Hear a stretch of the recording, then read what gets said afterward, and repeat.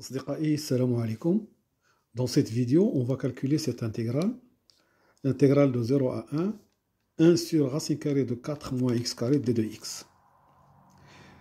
Bon, alors si je prends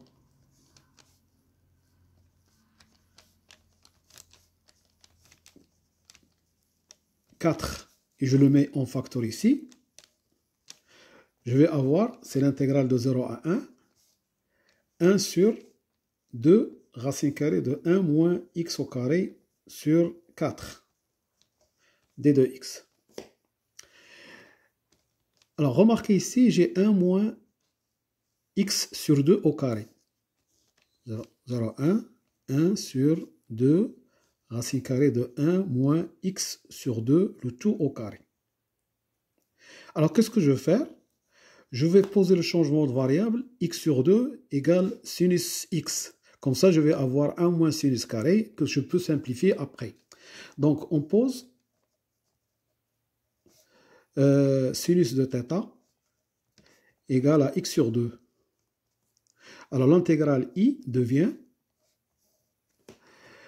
d'abord, x, d de x, ça me donne 2 cos θ dθ. D'accord? X égale à 2 sinus θ, je dérive, d de x c'est égal à 2 cos θ d de θ. Et je remplace maintenant, je vais avoir ici 2, racine carrée de 1 moins sinus carré de θ.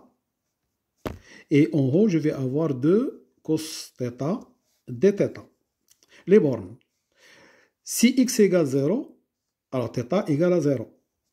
Si x égale à 1, je vais avoir sinus θ égale à 1 demi, c'est-à-dire pi sur 3.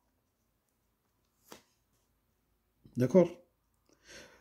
Donc, cette intégrale i, c'est égal à l'intégrale de 0 à pi sur 3 de cos θ sur 2 racine carrée de 1 moins sinus carré de θ dθ.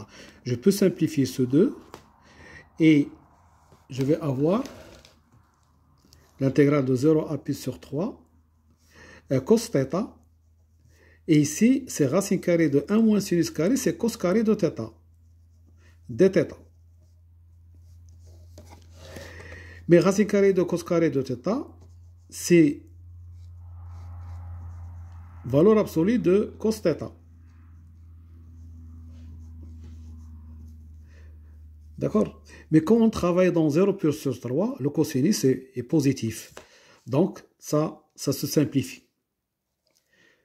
D'accord? Cos θ, valeur absolue de cos θ, c'est cos θ. Avec cos θ se simplifie. Il va me rester l'intégrale de 0 à pi sur 3 dθ.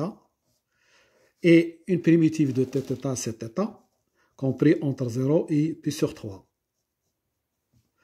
Donc, c'est pi sur 3.